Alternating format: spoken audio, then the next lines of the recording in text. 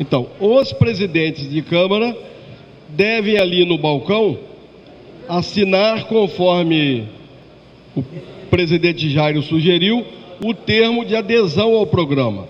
Ao assinar esse termo de adesão, o presidente da Câmara pode, e certamente o fará, colocar o nome de todos os vereadores e técnicos e servidores da sua Câmara Municipal, para que todos recebam um login e uma senha para poder acessar os serviços que o IBAMA oferecerá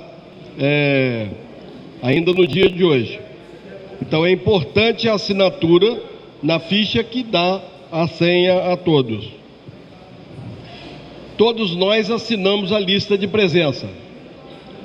Todas essas apresentações que nós aqui fizemos, nós vamos encaminhar para o e-mail de cada um. Exatamente para conferir se o e-mail está certo e a partir daí a gente tentar construir uma rede que envolva os vereadores que estejam aqui hoje e vereadoras, mas também os outros vereadores e vereadoras e servidores das câmaras que não puderam estar aqui hoje, para a gente, articulado com a UCAVER, continuar nesse processo de fortalecimento da gestão ambiental. Eu vou passar então a palavra ao Rosan. Enquanto isso eu vou ali fora convidar quem está lá para se juntar a nós.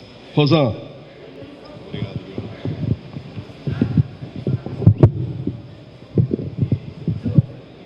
Alô, boa tarde. Eu sou o Rosan Fernandes, sou formado em Ecologia e trabalho na área de gestão ambiental já tem pelo menos uns 25 anos.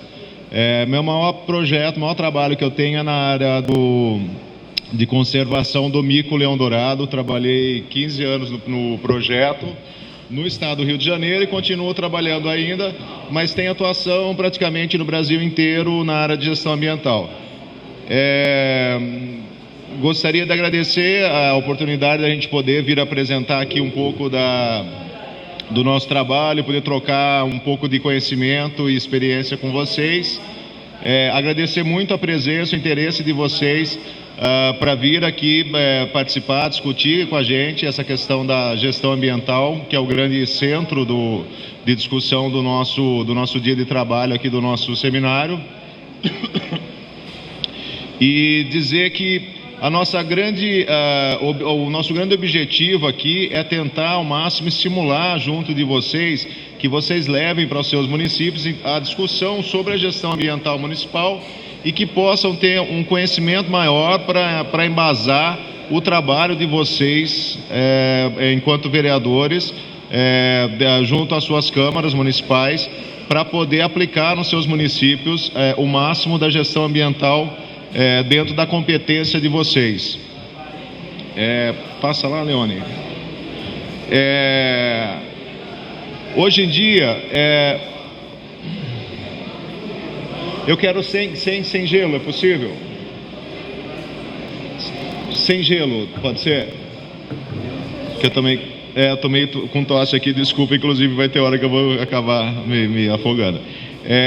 Mas enfim, hoje o meio ambiente ele é um tema de gestão pública que se tornou bastante importante, né? Então a gente, apesar de ainda ter um recurso extremamente limitado dentro do orçamento público em todos os níveis, federal, municipal, ele é um tema extremamente importante porque ele afeta a todos, a sociedade do modo geral. O trabalho de meio ambiente, eles quase sempre ou sempre é um trabalho de política pública, né? Ele, diferentemente de algumas outras áreas de gestão, ele nunca é feito para uma, duas, três pessoas, né? Ele é feito sempre para atender toda a coletividade ou pelo menos o máximo de pessoas possíveis. Mas enfim, com o crescimento, então, o desenvolvimento humano, o crescimento das cidades, populações, então a gente tem um aumento muito grande da demanda pelos recursos naturais para poder atender as necessidades, as nossas necessidades, e aliado a isso, então, esse crescimento do consumo da natureza, né, que a gente promove, junto com a falta ou pouco planejamento, pouco plano, pouco programa de gestão, Então a gente tem ocasionado uma série de problemas e ameaças que comprometem tanto a nossa geração quanto as gerações futuras. Eu fiz até uma listagem aqui, então, que a gente começa a ter, juntando esses dois fatores, é uma destruição dos ambientes, então tanto os ambientes naturais quanto os ambientes que a gente ocupa, nós humanos ocupamos, né? Você começa a ter uma diminuição também dos recursos naturais, então água ou diminui ou começa a ficar comprometida a sua qualidade, matéria-prima, de um modo geral, que vem da natureza, os solos começam a ficar empobrecidos também, poluição do ar e diminuição de alimento e uma série de outros recursos, né, que a gente acaba usando no dia a dia. Esses problemas também levam às ameaças dos chamados serviços ambientais.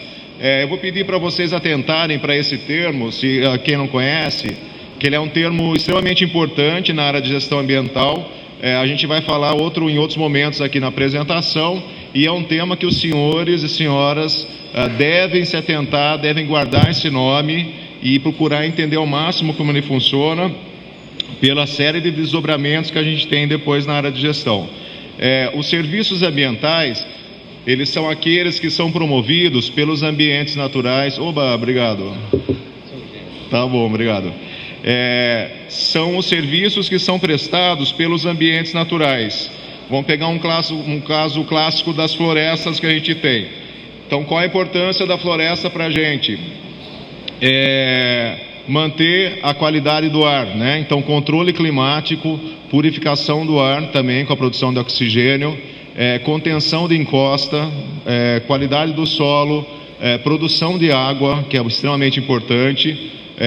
Sudeste do Brasil, até um tempo atrás não se falava em falta de água, né? Hoje em dia é uma grande necessidade, e as cidades que devastaram tudo quanto é cobertura florestal hoje penam com a falta de água por não ter a área de floresta cumprindo sua função nas áreas de nascente, principalmente cursos de rio, etc. e tal. Esse, pelo menos a princípio, é um problema um pouco distante para a região amazônica, né? Quando fala de falta de água, vocês sequer se importam tanto pela abundância que existe aqui na região. Mas isso também foi para o Sudeste há um tempo atrás, né? Quando se falava em falta de água, era coisa do Nordeste ou de outras regiões, e nunca do estado da... E assim, esse foi o exemplo clássico das florestas, mas, por exemplo, um outro serviço ambiental extremamente importante quem presta é o oceano, né? Então, ele também no controle climático, a questão de produção de oxigênio, aquela conversa que a Amazônia é o pulmão do mundo, né? Que a gente sempre ouviu falar desde quando se fala em meio ambiente. Na verdade, os ecossistemas terrestres, isso já é comprovado por pesquisa científica, os ecossistemas terrestres no mundo todo, e principalmente a Amazônia, pela sua importância, tamanho, etc., contribui com 50% da renovação do oxigênio na atmosfera. Os outros 50% vêm dos oceanos. Como pode isso se o oceano ocupa 3/4 da superfície terrestre?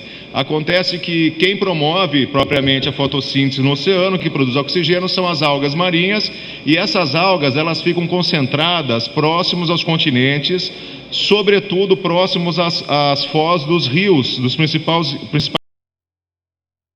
grande de matéria orgânica para dentro dos oceanos. Caso do rio Amazonas, por exemplo, quando ele deságua, então ele leva uma quantidade muito grande de matéria orgânica e propicia o crescimento de uma quantidade imensa de alga nessa região, e isso acontece com vários outros rios. Então, se você olha um mapa, hoje tem na internet, da distribuição das algas que são produtoras de oxigênio, você vai ver que elas são próximas aos continentes.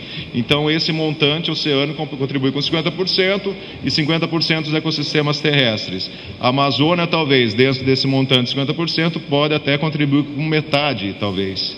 Eu não sei exatamente o cálculo, mas não deve ser muito diferente disso. E um outro problema causado por esses dois, a junção desses dois outros, essas causas em cima, é o comprometimento da qualidade de vida do modo geral. Então, tanto para a nossa geração, para a geração atual, quanto as gerações futuras. Quando eu costumo fazer apresentações, eu gosto de salientar para o público, seja quem for o público, pode ser o maior empresário do mundo, que a coisa mais importante não é o dinheiro, né? E muitas vezes parece que sim, né? Que o dinheiro, né? Fazer tudo para ganhar dinheiro. E na verdade o dinheiro ele é um meio, né? Para você obter a qualidade de vida, para você viver bem, né? Você, a sua família, você deixar para os seus filhos, para gerações futuras, etc. Obviamente eu estou dizendo isso é uma grande teoria, que na prática todo mundo sai correndo, grande parte, né, sai correndo buscando atrás do dinheiro e capitalismo e a briga toda que existe. Mas no fundo, a coisa mais importante que existe para a gente é a qualidade de vida, né? Então assim, o carro não é a coisa mais importante, é o meio que a gente usa para poder atender às nossas necessidades e para nos garantir uma boa qualidade de vida, né? Então, e assim também a natureza, né? Então, assim, existe a natureza, a gente é a parte da natureza, depende dela e tem que ser mantida ela em alguns ambientes, né? Principalmente os que são, que nos locais onde são promovidos esses serviços ambientais que são inestimáveis e imprescindíveis, e outras áreas já são áreas que são mais propensas para as nossas atividades, tanto industriais, atividade agrícola principalmente, de pecuária, e várias outras atividades humanas, instalação de cidades e assim por diante. Isso não é novidade nenhuma. O Brasil, ele detém uma imensa variedade de ambientes naturais, é o país com maior biodiversidade do mundo, né? Então a gente é o país que tem a maior quantidade de ambientes naturais e dentro desses ambientes a maior quantidade de espécies, né, de formas de vidas de todo o mundo, pela variedade de biomas que a gente tem. Então a gente tem o bioma Amazônia, eu não sei se vocês estão habituados com esse termo, mas o bioma, na verdade, ele é um conjunto de ecossistemas, né? Então, por exemplo, a floresta amazônica é um bioma formado por vários tipos de ecossistemas, né, que são semelhantes, característicos entre si. O mesmo acontece com o Cerrado, Caatinga, Mata Atlântica, Pantanal e os Campos Sulinos, né, os Pampas. As informações sobre a floresta amazônica, vocês sabem também melhor do que nós, os seus índices, seus recordes de biodiversidade, etc. Mas é bem importante a gente salientar o imenso legado de conhecimento que já existe sobre a Amazônia, tanto conhecimento tradicional, acumulado ao longo dos milhares de anos, né, pelos povos ancestrais, populações indígenas, ribeirinhos e outros colonos que vieram para a região. E agregado a isso tem o conhecimento científico, né? Nunca se soube tanto sobre o ambiente amazônico como hoje em dia, né? Novas tecnologias de pesquisa e desenvolvimento de conhecimento, etc. e tal. Então a soma desses dois tipos de conhecimento traz o conhecimento geral, que é fundamental para o desenvolvimento de políticas públicas dentro do bioma, desenvolvimento de pesquisas científicas, obtenção de produtos para alimentação, remédios, cosméticos, enfim, aquela série de produtos que a gente conhece e sabe bem que representa esse bioma Amazônia. E ainda tem um enorme potencial dentro do bioma para o desenvolvimento do sustentável, que é o desenvolvimento baseado na conservação do meio ambiente, desenvolvimento econômico e social junto, né? Então, para se promover um desenvolvimento que seja perpétuo, vamos dizer, que atenda sempre, cada vez mais a todas as pessoas, ele tem que ser um desenvolvimento primado na sustentabilidade. Então ele tem que gerar dinheiro e conservar o meio ambiente ao mesmo tempo e, por outro lado, garantir o desenvolvimento social e humano.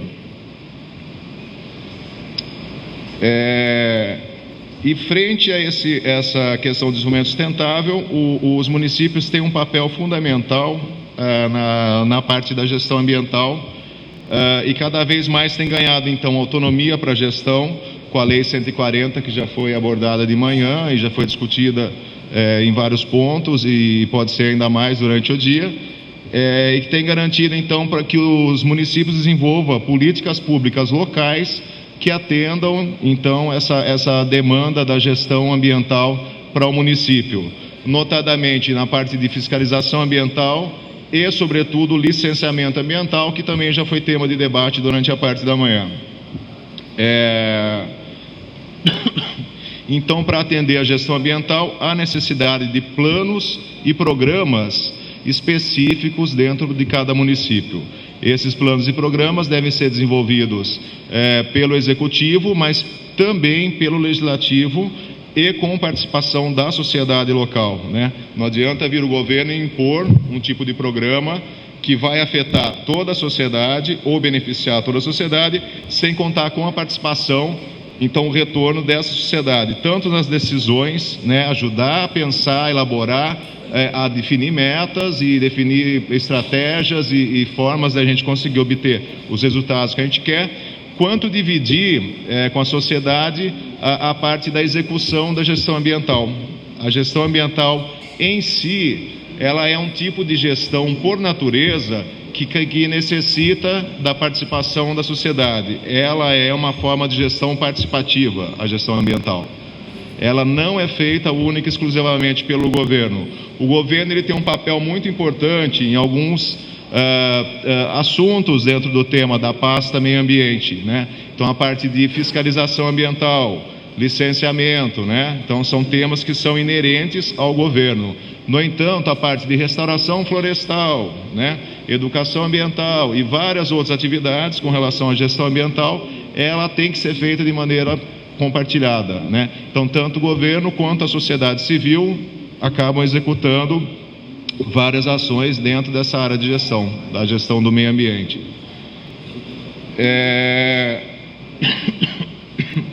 E outra importância dos municípios ou da municipalidade para a gestão ambiental é a indução do desenvolvimento sustentável, que a gente estava tratando agora há pouco, que prevê, então, aqueles 3 pilares: o desenvolvimento econômico, social e a conservação do meio ambiente. Qualquer um dos pilares que não for atendido dentro do desenvolvimento sustentável não garante um futuro para esse tipo de desenvolvimento, desse mecanismo, né, nessa forma, para se chegar a daqui 20, 30, 40 anos num ambiente saudável, com uma população saudável, né, e com uma economia saudável também dentro da região onde se promove o desenvolvimento sustentável. E ao legislativo cabe uma grande parcela da importância para a gestão ambiental, então, dentro do município. O número 1, bastante óbvio, é a criação, então, de instrumentos legais que atendam a gestão ambiental dentro do município, né?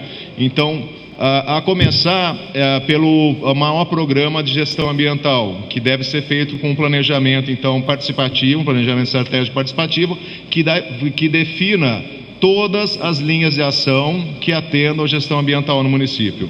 Então, esse é um trabalho grande que deve ser feito de maneira participativa, seja por audiência pública, seja por meio de uma oficina com representantes dos vários segmentos sociais. Isso inclui os poderes públicos e as suas secretarias, a Câmara Municipal, o Ministério Público, os órgãos com poder de polícia e assim por diante. E que vai definir, então, o programa ou o plano municipal de gestão ambiental.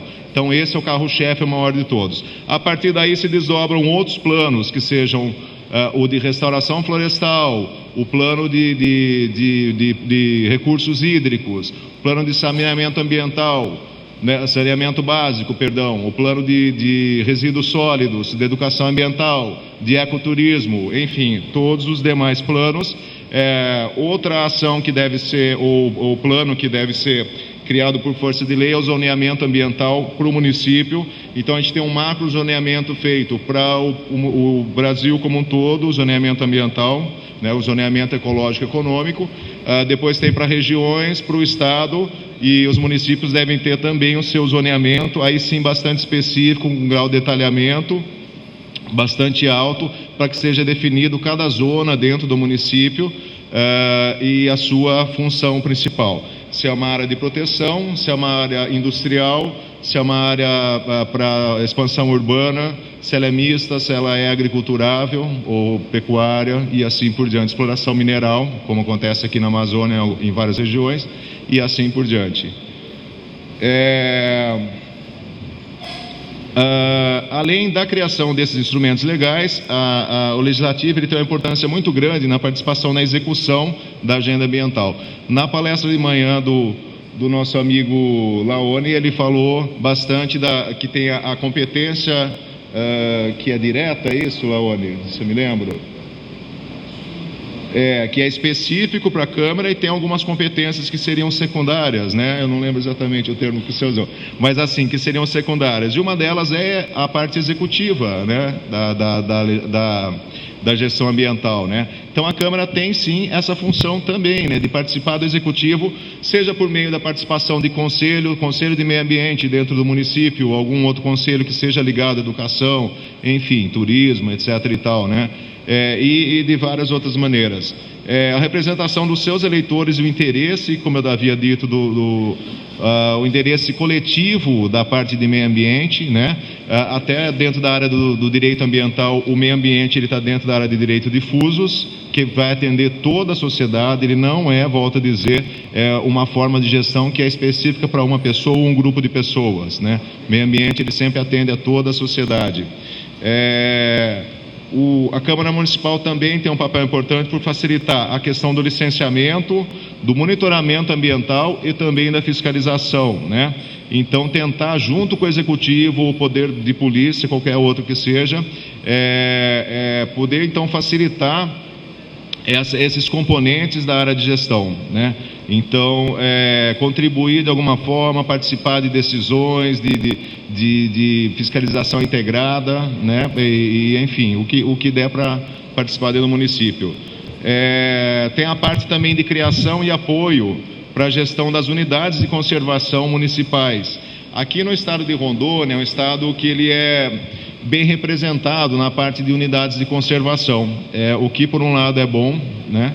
Para manter as áreas protegidas, os ecossistemas naturais, os serviços ambientais que eles prestam, que a gente estava falando agora há pouco. Por outro, também pode ser um empecilho para o desenvolvimento ter a unidade de conservação, né?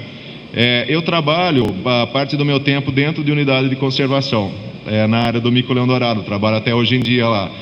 Então, assim, a gente, quando está trabalhando lá, a gente quer mais que seja a área protegida, conservada e garantindo os nossos recursos naturais ali, né, com a conservação, etc.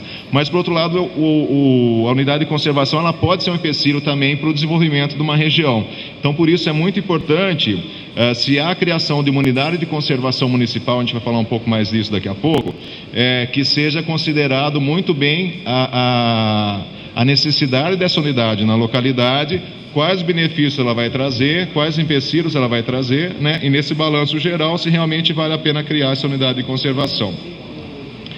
Mas o estado aqui de Rondônia, ele tem bastante unidades federais e estaduais mais ainda, né? As municipais são poucas aqui no estado, porque não há um grande incentivo, ou pelo menos um entendimento por parte do município, dos gestores municipais, sobre o que vem a ser exatamente uma unidade de conservação, qual é a sua função, sua importância e principalmente quais benefícios que traz para a cidade, para o município onde ela se encontra inserido. Uma outra função extremamente importante do Legislativo é a promoção da economia verde dentro do município, que vai ser um outro slide que a gente vai abordar bastante, mas enfim, são ações de conservação ambiental que geram recursos tanto para o ente público quanto para a sociedade do modo geral, né? Então, mecanismos que existem com base na legislação municipal ou legislação estadual ou até federal, né? Então, se cria-se lei para desenvolver mecanismo para pagamento pelos serviços ambientais. É um outro termo que é importante vocês conhecerem, guardarem, ou pelo menos tentar se aprofundar, conhecer um pouco mais. Pagamento por serviço ambiental. Então, são mecanismos baseados em leis que garantem a remuneração para proprietário rural que tem a área de floresta conservada, protegida ou restaurada, que preste serviço ambiental que atenda comunidades ali da região, ou todo o estado, ou até mesmo a nação. Eu vou passar uma lista depois com vários exemplos de mecanismos possíveis aqui para o estado de Rondônia e que são desenvolvidos em outras regiões do Brasil. E também o Legislativo, ele é talvez o maior ente público que sirva de interlocutor entre todos os poderes públicos, os demais, e a sociedade do modo geral, né?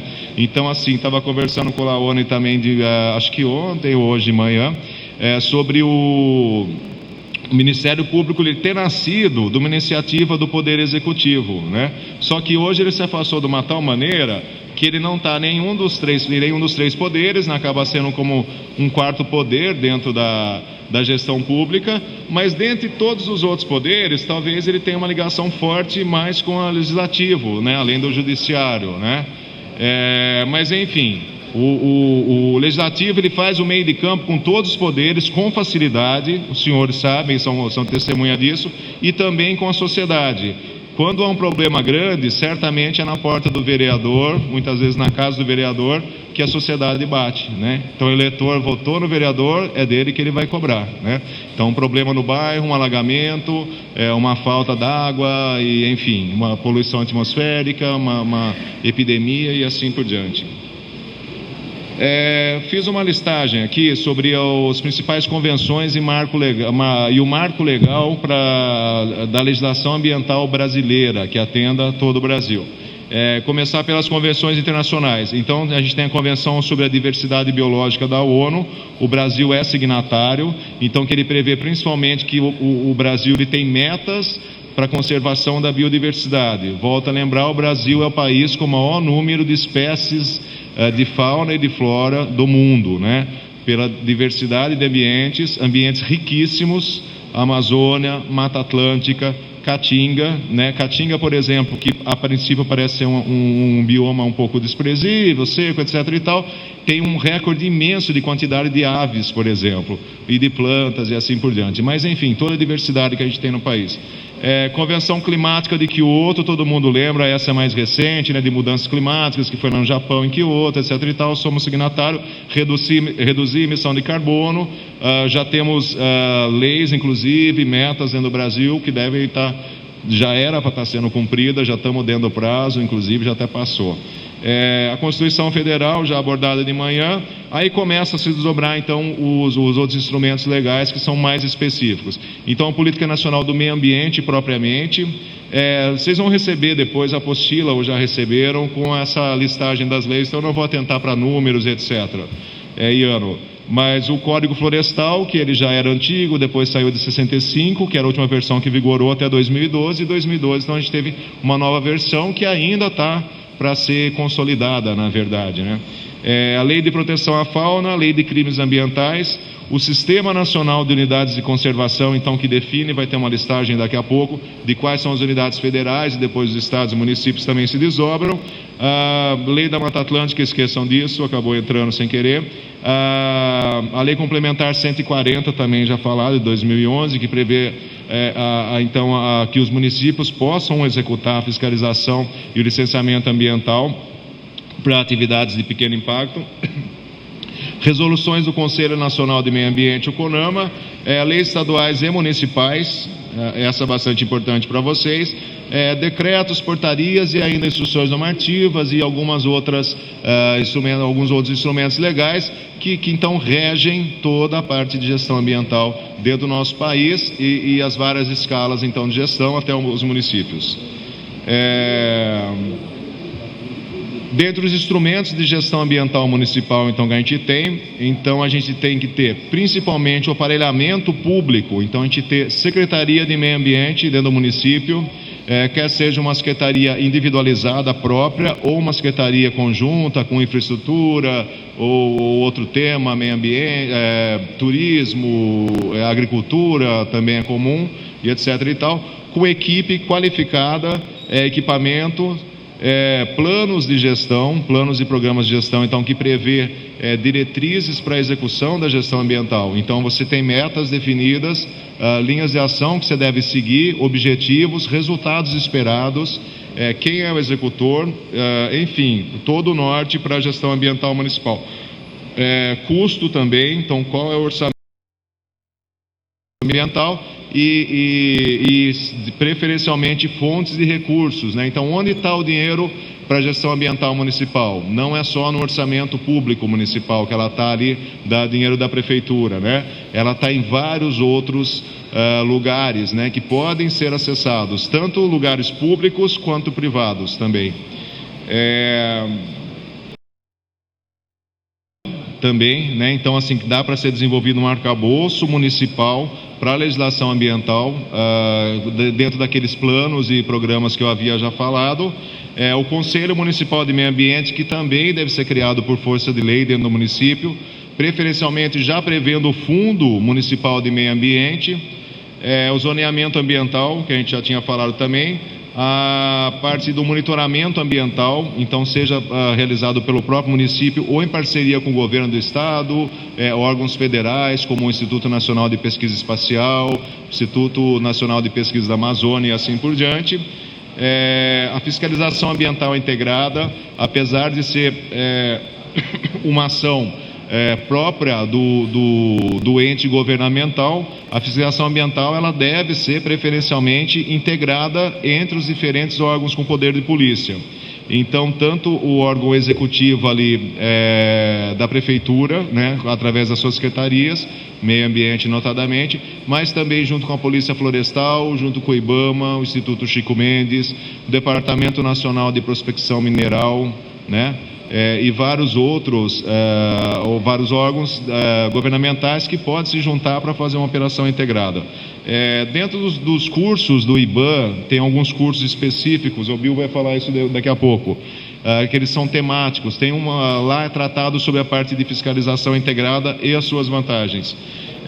E o licenciamento ambiental também, como uma ferramenta extremamente importante dentro da gestão ambiental municipal.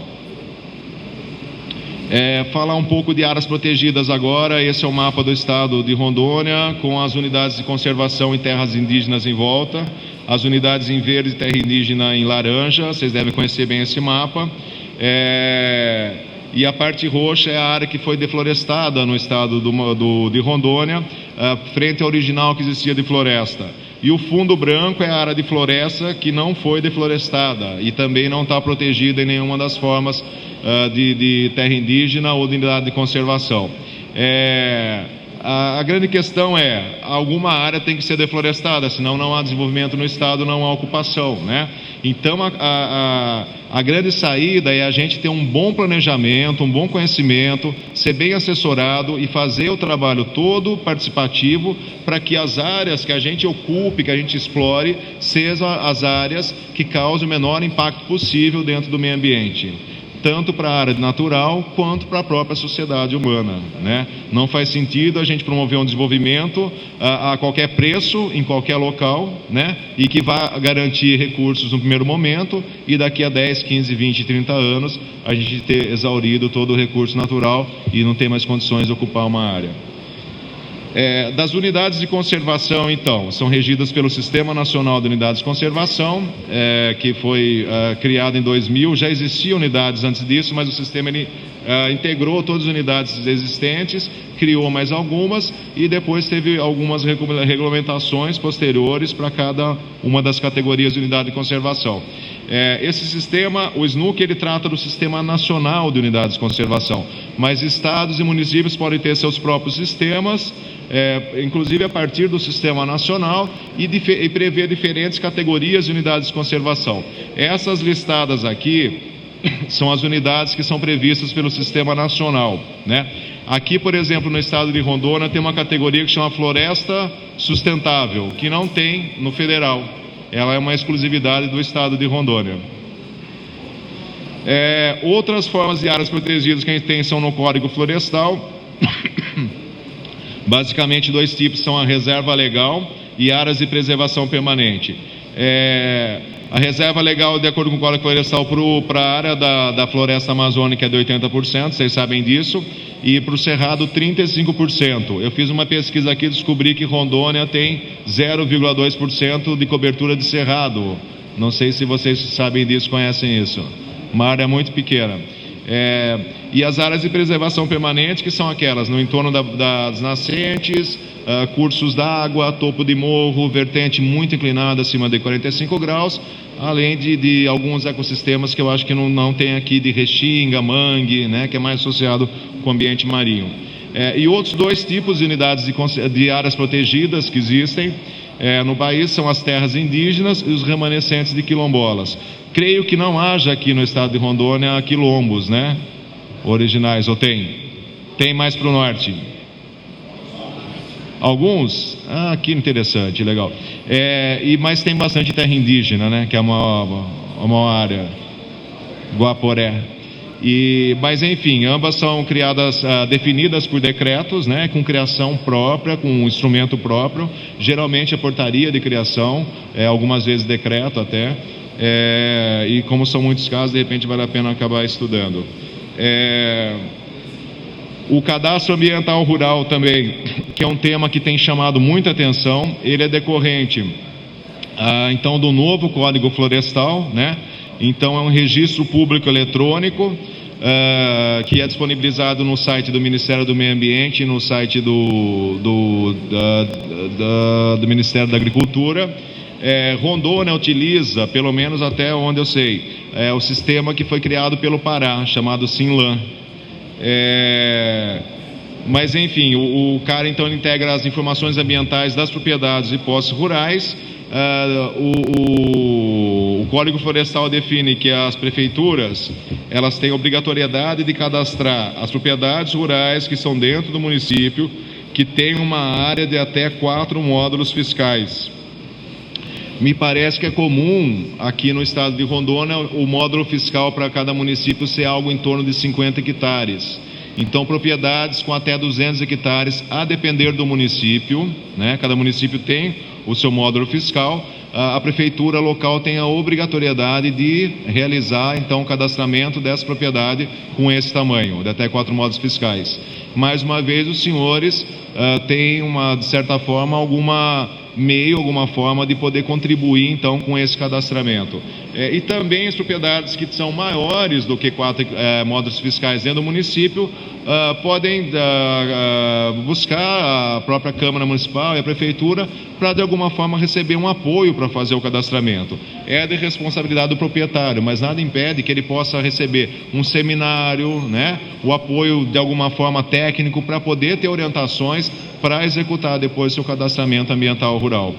O bioma amazônico, ele acho que é a região com maior número já de cadastramentos realizados no Brasil. O prazo ele foi estendido, era 2015 agora, maio, foi jogado para maio de 2016, né? Então tem mais um ano aí. Então é algo que vale a pena os senhores se atentarem e descobrir dentro dos seus municípios como que está a situação do cadastro ambiental rural.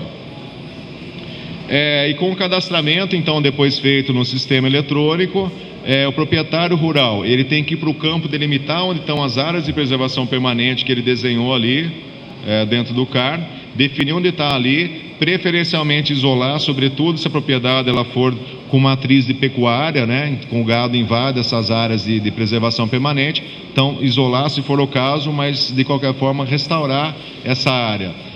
São 20 anos o prazo para o proprietário restaurar a área de preservação permanente. Então, de repente, se ele isola a área, não precisa fazer muita intervenção. Tem área que regenera rapidinho, se ela foi devastada há pouco tempo, mantém um banco de sementes no solo e assim por diante.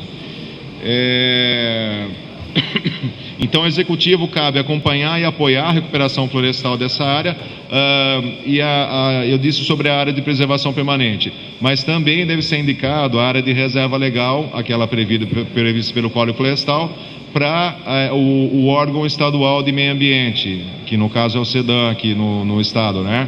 E o proprietário rural deve indicar, então, desenhar no mapa onde que estaria essa área que ele deseja que seja a área de reserva legal. As duas, área de preservação e reserva legal, de acordo com a lei, tem que ser restaurada a sua forma original, a vegetação original. E o legislativo pode e deve participar, incentivar o executivo e a sociedade, então, para o cadastramento ambiental rural e para os desdobramentos depois que o cadastramento é feito. A parte de restauração florestal, não só dentro da APP, reserva legal, mas enfim, onde der para ser feito dentro do município, sobretudo o município que já devastou a área mais do que devia, né, dentro dos municípios. A gente ouve as histórias de ocupação, de desenvolvimento do estado de Rondônia, e a gente sempre ouve dizer que quando chegaram os primeiros colonos aqui, além da população que já existia aqui, houve um grande incentivo, na verdade, na década de 60 e 70, para que houvesse um desmatamento da área, para que fossem abertas novas fronteiras para agrícolas, né, pecuária, e para a ocupação e desenvolvimento do estado, né? No entanto, o trabalho foi um pouco mal feito na época, né?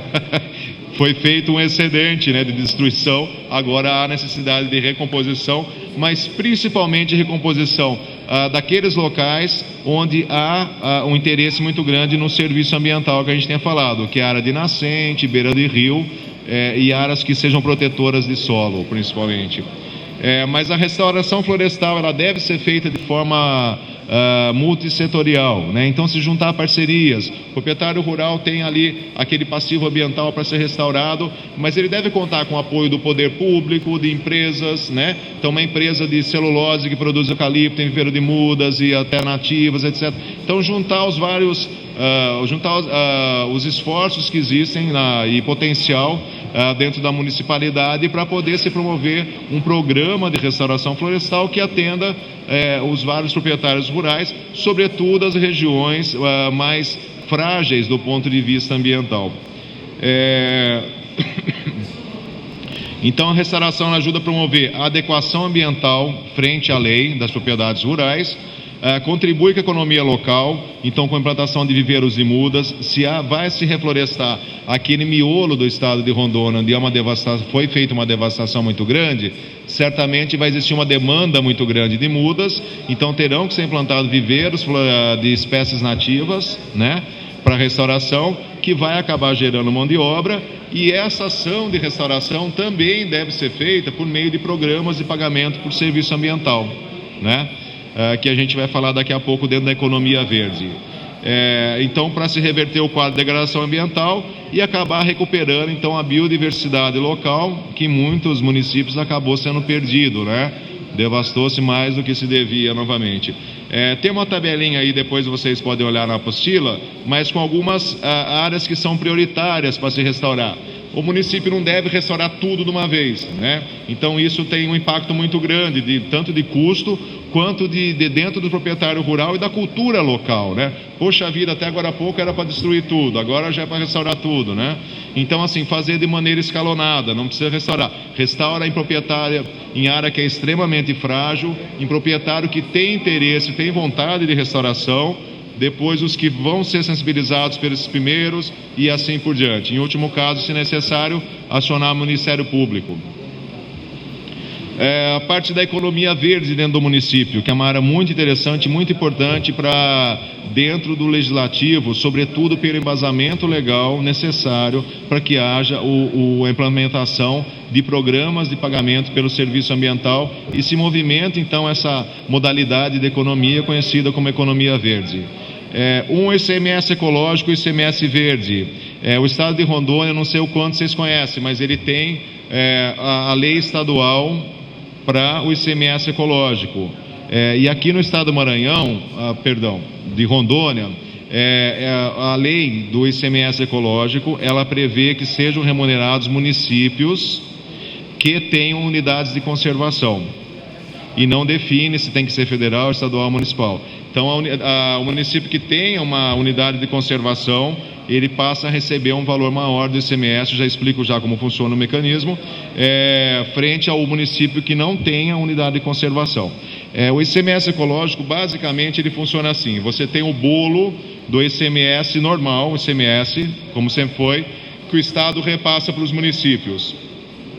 Desse total, uma parcela, 2%, 3%, 5%, eu não sei exatamente quanto é aqui em Rondônia, eu não li aí tudo ainda, mas assim, uma parcela de alguns poucos por cento, ela é separada, então o ICMS ele é repassado, os 90 e tantos por cento normalmente, como sempre foi.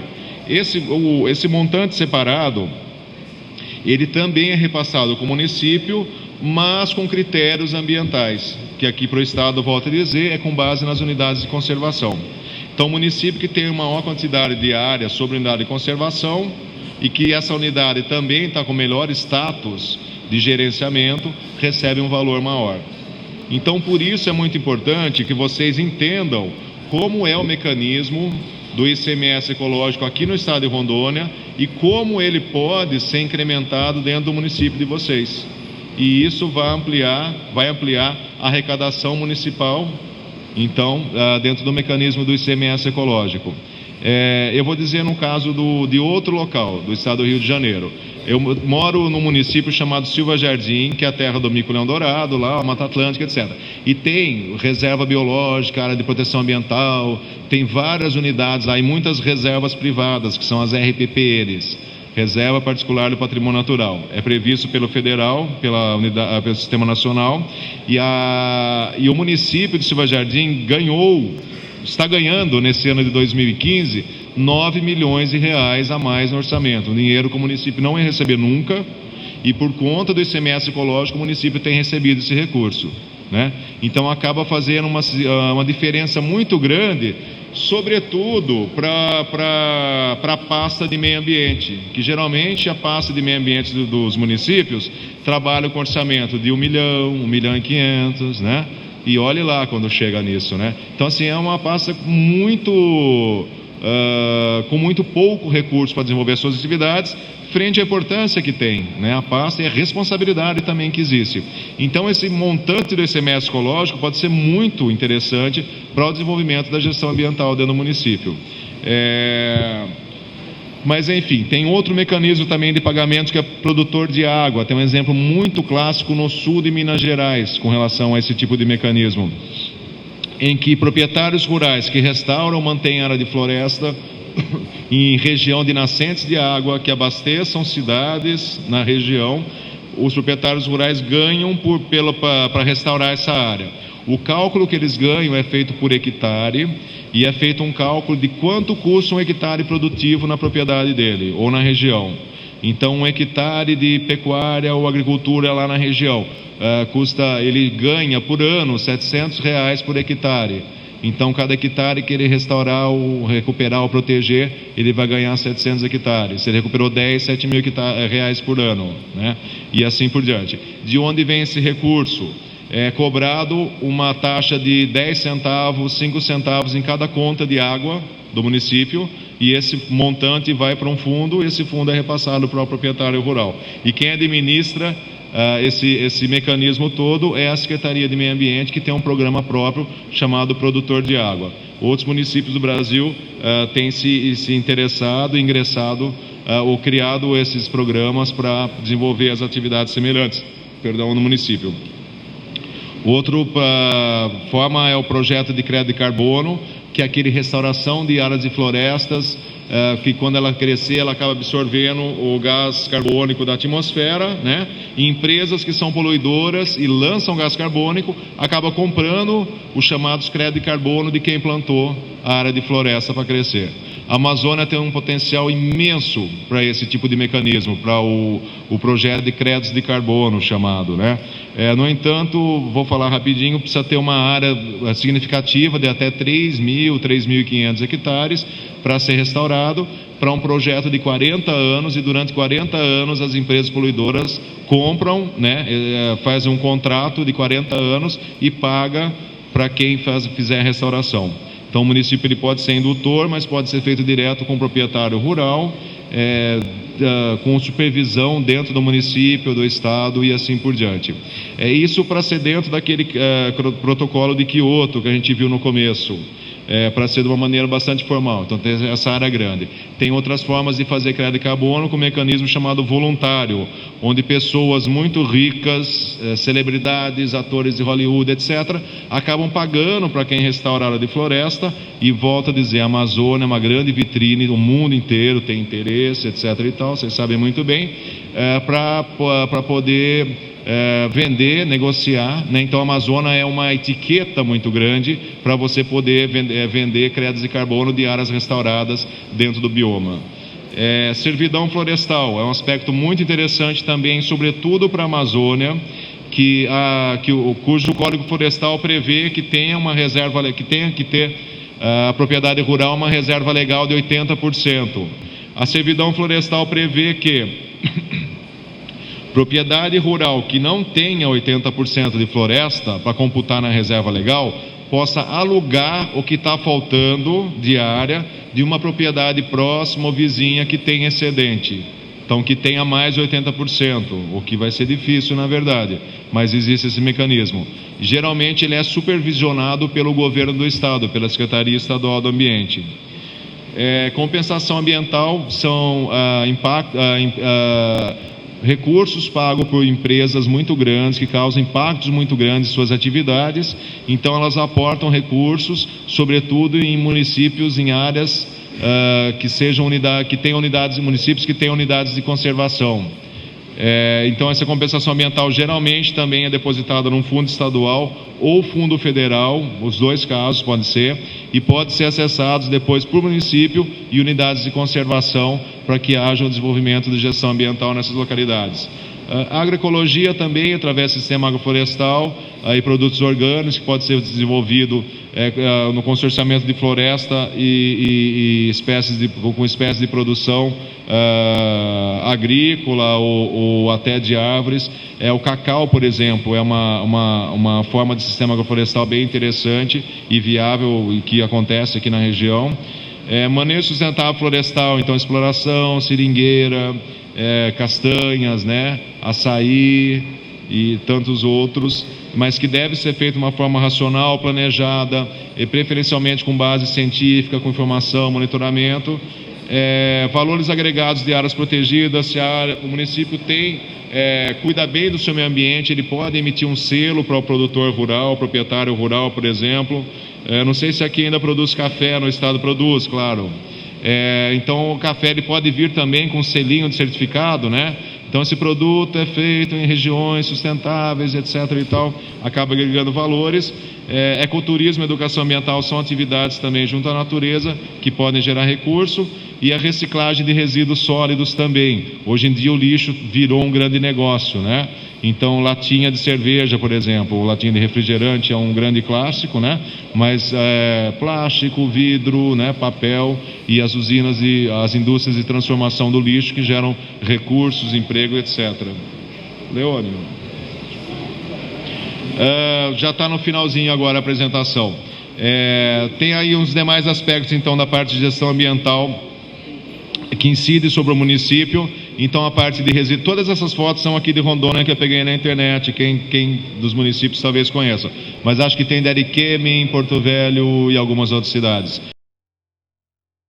Então, a lei que determina então o Programa Nacional de Resíduos Sólidos, ela prevê que os municípios criem seus planos de gerenciamento do resíduo sólido, que tenham aterro sanitário, bem bacaninha, todo legalizado, incineradores, sobretudo para o lixo hospitalar e outros lixos tóxicos e contaminantes, que seja criado um programa para incentivar a redução da produção de lixo dentro do município e a reciclagem dos resíduos produzidos.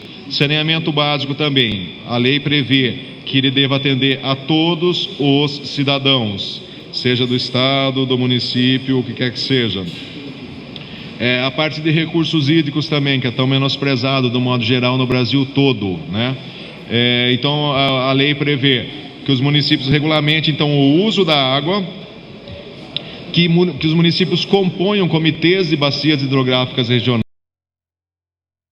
para o estado de Rondônia, mas certamente é uma necessidade, se não atual, futura, para a região. E mais uma vez é um colegiado muito importante para que os senhores e senhoras possam participar e levar o aporte de conhecimento sobre os seus municípios e o poder que existe de decisões dentro desses grupos, para toda a região e de forma a atender o município.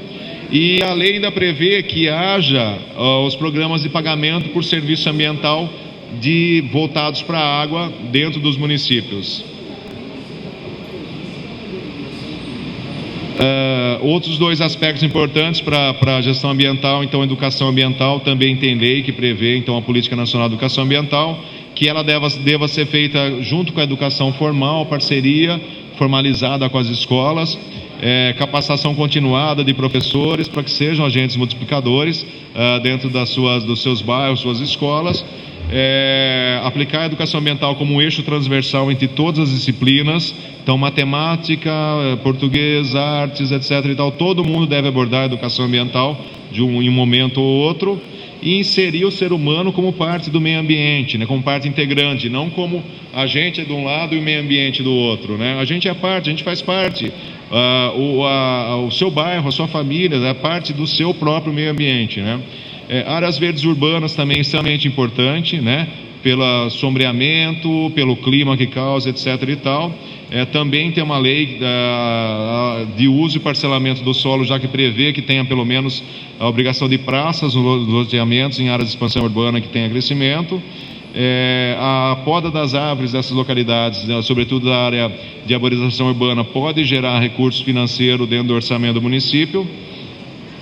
E essas áreas verdes dentro do ambiente urbano, elas devem estar protegidas na forma de lei municipal, né? Então é muito importante os senhores conhecerem, fazer um mapeamento, ou pelo menos contratar ou ter a parceria de universidade, que quer que seja, para fazer um mapeamento dentro dos municípios das áreas verdes e ser criada uma lei própria que preveja o ordenamento dessas áreas e a destinação dessas áreas verdes.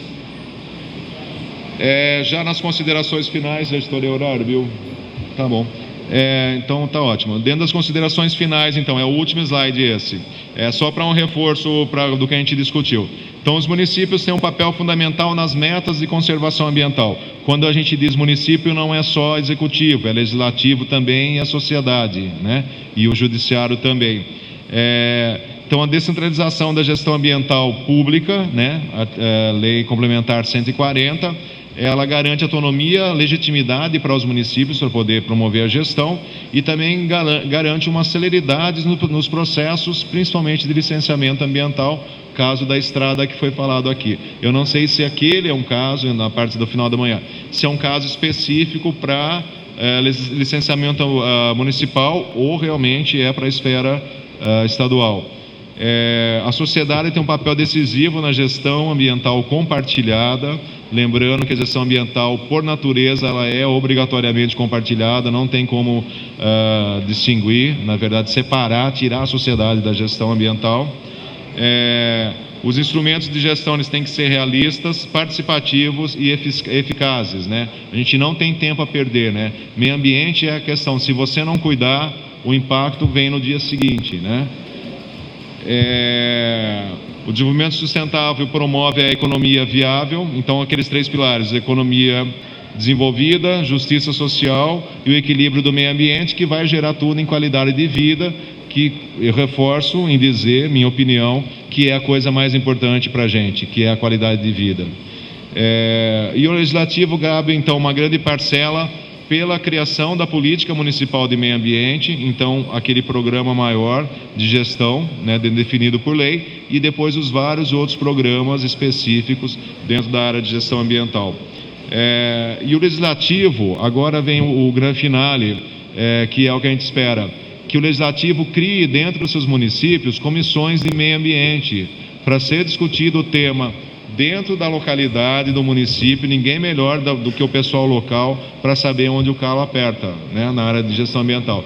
Então, que os senhores sejam incentivados a criar dentro do legislativo comissões de meio ambiente para ser discutido o tema, talvez 2, 3, 4, 5 vereadores, né, se possível, para discutir esse tema de meio ambiente, e de preferência que seja criado grupos regionais ali juntar 10, 12 municípios, para que seja criado então esses grupos de discussão sobre meio ambiente.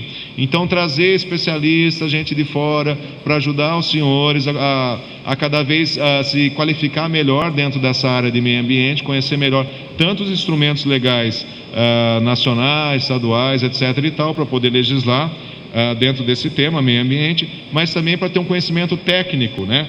Cada vez mais ampliar o conhecimento e saber com mais propriedade o que vai estar se definindo, as decisões a serem tomadas dentro do município.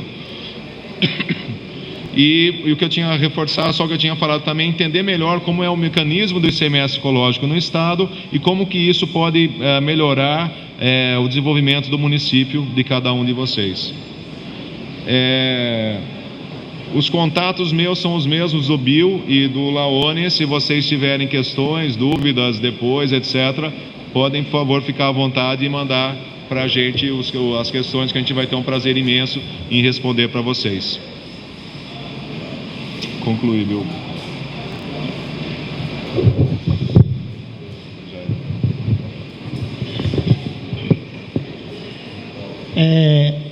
Qual município ainda não discutiu o plano ambiental e o plano de saneamento básico nos seus municípios? Ainda não discutiram.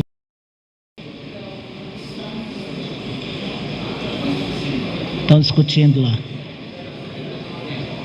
Então, a partir de agora, os municípios foram discutir, eu estava conversando com o vereador Tanúzio e o vereador Edmar, e o outro vereador, nosso companheiro lá de Alto Floresta, com esse cadastramento que vocês estão fazendo adesão, a tua assessoria jurídica, a assessoria parlamentar de vocês, vão poder estar consultando ele naquilo que vocês têm dúvida. O palestrante como é que é o nome dele? Rosan. E o Bill pode responder. O Tanúzio me fez uma pergunta. Lei delegada. A lei delegada é uma coisa, e o município, o prefeito também tem o poder de delegar para que seja executado o serviço e que não saia da autonomia do município. Ele é detentor do serviço. Mas quando se fala de concessão,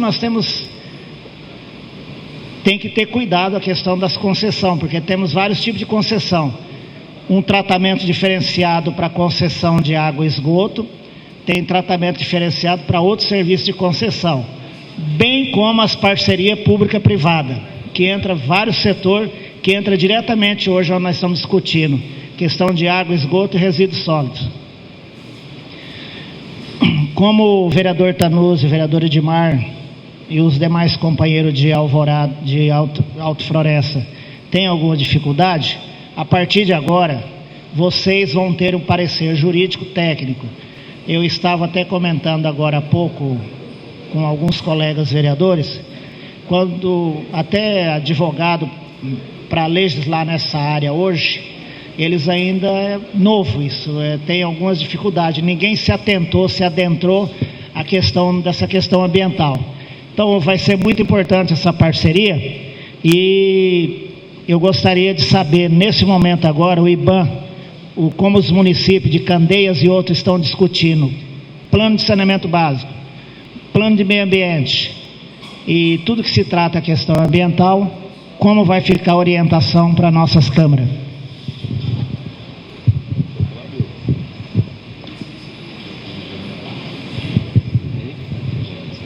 Pode ser.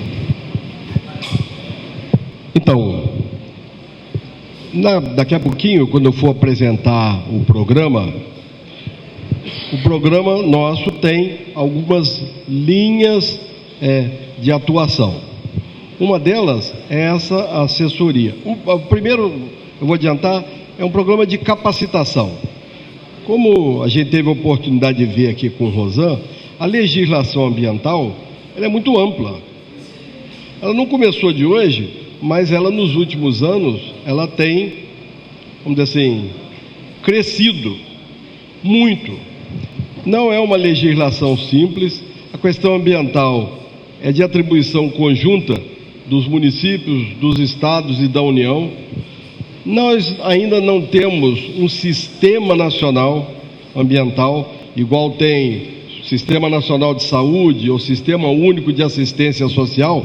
Tem um sistema, tem fundos, tem transferência fundo e tem ações pactuadas, tanto na área da saúde quanto na área da assistência social. Isso ainda não existe para a área ambiental, apesar de ser obrigações compartilhadas, ainda há muitas áreas onde não se tem clareza de quem, afinal de contas, é a atribuição. Apesar da Constituição dizer, sem sombra de dúvida, depois eu vou colocar para a gente lembrar, de que cabe acho que o termo cabe ao poder público. O poder público somos todos, vereadores, deputados, senadores, prefeitos, governadores, presidente da República. São todos corresponsáveis. É este item lá da Constituição que, vamos dizer assim, dá a prerrogativa para o Ministério Público cobrar do agente público. Então, o Ministério Público Estadual cobra do agente estadual e o federal também cobra. Mas isso a gente vai ver daqui a pouco. Especificamente, uma das linhas de ação é da consulta técnica e jurídica. Então, agora há pouco, a gente estava conversando e o Jair perguntou: a logística reversa da lei de resíduos sólidos, em que pé que ela está? Que a lei de resíduos sólidos tem lá uma parte que diz da logística reversa, que obriga o fabricante a criar um mecanismo. Ele manda um sabão em pó aqui para Cacoal. A caixa de papelão tem que voltar para a fábrica. Bom, quem que vai levar de volta? Os supermercados têm dito, lá no Rio: tá bom, eu posso entrar nesse caminho, mas a obrigação é da indústria. Ah, mas eu não comprei da indústria, eu comprei do atacado. Bom, então vai sair do supermercado, vai passar do atacado para ir para a indústria? Então, como são dois grupos econômicos muito fortes, do comércio e da indústria, eu falei para ele: nós vamos fazer uma consulta lá para o jurídico do IBAMA, que tem um grupo importante lá de resíduos sólidos, para responder. Aqui eu não sei. O que nós vamos daqui a pouquinho oficializar, se o Jair achar conveniente, é porque a gente sabe que o vice-governador está chegando. O que talvez a gente possa eu começo a minha intervenção para já dar essas respostas. Na hora que ele chegar, a gente interrompe e aí a gente termina.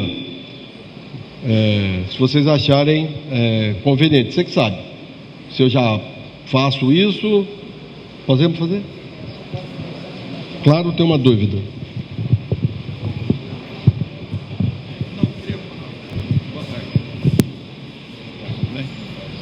Eu queria perguntar, o senhor falou que nós não temos um sistema Nacional. O CISNAMA no Estado. Teu nome é? Meu nome é Paulo, sou coordenador Paulo. do licenciamento ambiental. Então, Paulo fez uma pergunta, que eu disse: nós não temos um sistema na saúde, no meio ambiente, como se fosse o do SUS ou do SUAS. Ele falou: e o CISNAMA, Sistema Nacional de Meio Ambiente? Ele não tem o mesmo modelo de funcionamento ainda. Há uma luta para que todos os municípios tenham um fundo de meio ambiente, um conselho gestor de meio ambiente, que o Estado tenha um fundo estadual de meio ambiente e um conselho gestor do fundo, e nacional. Não existe esse sistema previsto em lei. Tem um monte de cidade que tem conselho de fundo ambiente, mas ele não tem recursos, por exemplo, de transferência compulsória. A União entra com, 0,5%, o Estado entra com 2%, o município entra com não sei quantos por cento. Isso não existe. Então impede um sistema de financiamento adequado. Existe o desejo de muita gente da área ambiental, de que acha que o sistema funciona bem por isso, que já que é obrigação compartilhada, que a gente faça transferência fundo a fundo, mas isso ainda não existe na área ambiental, né? Então, vocês me dão 30, você consegue acessar a minha transparência? Fala. Enquanto ele se prepara, eu vou também falar uma outra coisa sobre o programa nosso. Para o estado do Maranhão, nós estamos fazendo um trabalho junto com os municípios para fazer o planejamento estratégico para a gestão ambiental municipal.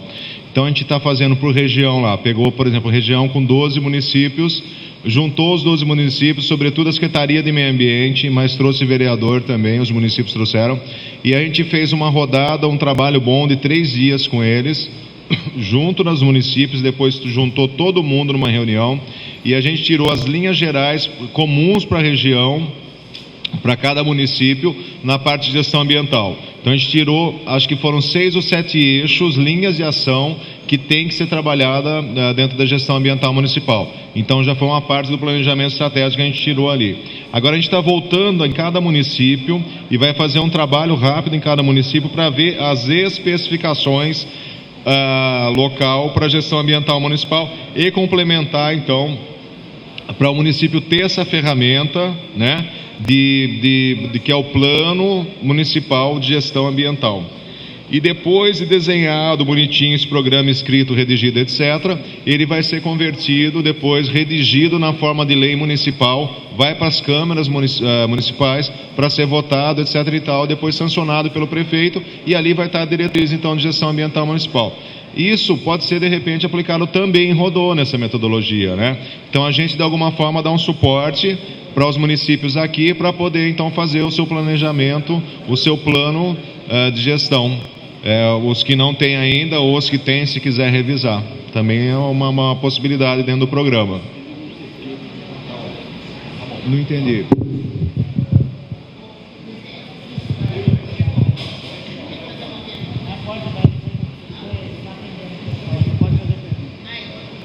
Boa tarde, senhoras, boa tarde, senhores. O IBAN já esteve em Cacoal.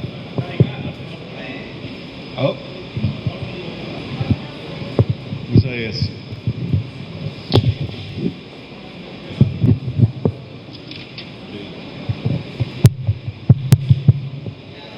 Boa tarde, senhoras e senhores.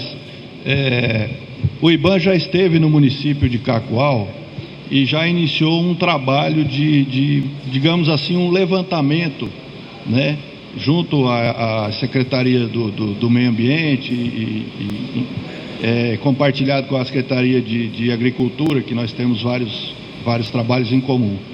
E gostaríamos de ver esse trabalho ter uma sequência, né? Porque achamos importante essa vinda. Foi feita uma entrevista com todos os colaboradores da Secretaria, para que daí fosse feito um levantamento, para poder estar dando um apoio na questão jurídica, nas questões de elaboração do plano de resíduos. O nosso plano já está pronto, e outras questões a mais, né? O mapeamento, exatamente, sobre o potencial do município. Pronto, a palavra certa. Esse é um primeiro trabalho que o IBAN faz quando chega, que é para começar a iniciar um diagnóstico da potencialidade do município para a gestão ambiental, né? Então é excelente saber que já passou por aqui, já fez. Então o primeiro passo do planejamento já existe, né, dentro do município. Isso é bem interessante. Bill, está preparado?